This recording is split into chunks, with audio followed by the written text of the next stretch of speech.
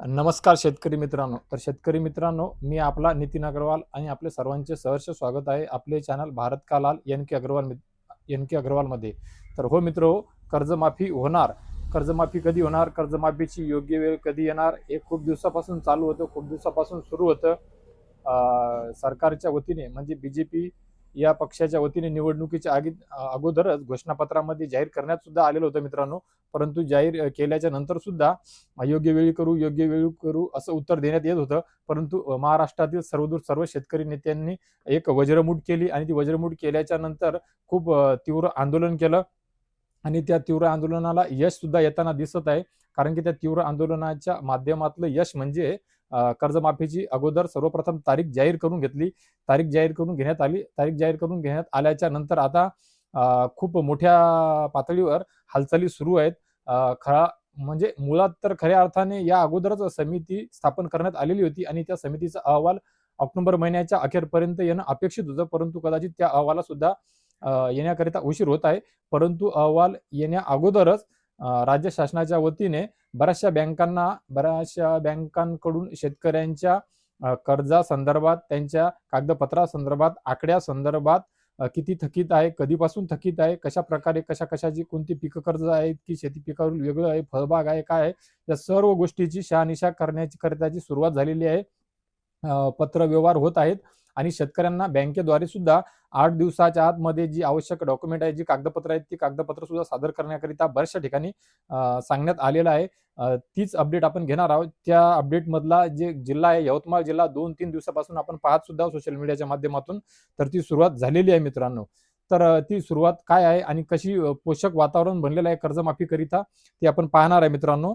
म्हणजे विविध कार्यकारी सहकारी संस्थांच्या माध्यमातून सुद्धा शेतकऱ्यांना सांगण्यात येणार आहे, ज्यामध्ये विविध कार्यकारी सहकारी संस्थांच्या चालू थकीत सभासद बंधू भगिनींना कळविण्यात येते की हे पत्र आहे मित्रांनो. यवतमाळ जिल्हा मध्यवर्ती बँक मर्यादित यवतमाळ यांचे परिपत्रकानुसार कर्जदार सभासदांची कर्जासह संपूर्ण माहिती कर्जमाफी करिता, लक्षात घ्या, कर्जमाफी करिता संकलित करण्याचे अवगत करण्यात आलेले आहे. याकरिता लागणारे कागदपत्रे खालील प्रमाणे आहे, जी कागदपत्रे यांना मूळ कर्जदारांना त्या कार्यकारी सहकारी संस्थेमध्ये द्यायचे आहेत मित्रांनो. ज्यामध्ये कर्जाकरिता गहाण दिलेला सातबारा, त्याची झेरॉक्स प्रत मित्रांनो, आधार कार्ड त्याची झेरॉक्स प्रत मित्रांनो, त्यानंतर तुमचं या वर्षी तयार झालेलं नवीन फार्मर आयडी, त्यानंतरच तुमचं पॅन कार्डची झेरॉक्सची प्रत सुद्धा सांगितलेलं आहे मित्रांनो. सोबतच सेव्हिंग पासबुक झेरॉक्सची प्रत, संयुक्त जॉईंट खाते देऊ नका हे यामध्ये स्पष्ट सांगण्यात आलेलं मित्रांनो. लक्षात घ्या, कर्ज खाते केसीसी त्याची सुद्धा झेरॉक्स प्रत देण्याकरिता सांगण्यात आलेली आहे मित्रांनो. सोबतच मोबाईल क्रमांक लिंक असलेला बँकेच्या अकाउंट सोबत आणि आधार सोबत लिंक असलेला मोबाईल क्रमांक सुद्धा देण्याकरिता सांगितलेला आहे. हे सर्व दूर नाही आहे, सध्या एक भागामध्ये, एक जिल्ह्यांमध्ये ही सुरुवात काही सहकारी संस्थांमध्ये सुरुवात झालेली आहे. त्यानुसार ज्या ठिकाणी ज्या शेतकऱ्यांना ही कागदपत्रे मागवल्या जातील त्या सर्व भागामध्ये शेतकऱ्यांना ही कागदपत्रे सादर करावं लागणार आहे मित्रांनो.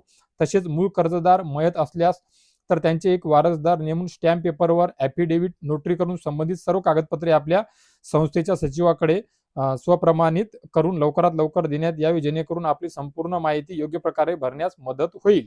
सदर माहिती सादर करण्याकरिता वेळ कमी असल्यामुळे सर्व कागदपत्रे 5 ते 6 दिवसाच्या आत संस्थेच्या सचिवांकडे जमा करावे. लक्षात घ्या मित्रांनो, सदर माहिती सादर करण्याकरिता वेळ कमी असल्यामुळे याचा अर्थ कर्जमाफीच्या प्रक्रियेला चांगलाच वेग देण्यात येत आहे. तातडीने करण्याचा प्रयत्न होत आहे. नोव्हेंबर महिना संपत आलेला आहे. डिसेंबर, जानेवारी, फेब्रुवारी म्हणजे हे 3 महिने, त्यानंतर बजेट जाहीर होणार, बजेट सादर होणार आणि बजेटमध्ये या संपूर्ण कर्जमाफीची आकडेवारी जमा करून त्यामध्ये निधीची तरतूद करण्यात येणार आहे मित्रांनो. तसेच मित्रांनो, सदर माहिती कमीत कमी म्हणजे जवळपास 5 ते 6 दिवसाच्या आत संस्थेच्या सचिवांकडे जमा करण्याकरिता या जिल्ह्यामध्ये, यवतमाळ जिल्ह्यामध्ये सांगण्यात आलेलं आहे मित्रांनो. सोबतच मित्रांनो, जर आपण कागदपत्रांची पूर्तता केली नाही तर त्याचे सर्वस्वी जबाबदार कर्जदार सभासदाची राहणार आहे मित्रांनो. सेव्हिंग खाते किंवा कर्ज खाते केसीसी नसल्यास नवीन खाते उघडून घेण्याकरिता सांगण्यात आलेलं आहे आणि अडचण आल्यास सचिवांशी संपर्क साधण्याकरिता सुद्धा सांगण्यात आलेलं आहे मित्रांनो. तर हे त्या गोष्टीचं द्योतक आहे मित्रांनो की या शेतकरी नेत्यांनी जे आंदोलन पुकारलं होतं त्याला कुठे ना कुठे यश मिळालेलं आहे आणि कर्जमाफीच्या प्रक्रियेला, हालचालीला वेग आलेला आहे. ती प्रक्रिया सुरू झालेली आहे, काही संथ गतीने सुरू नाहीये.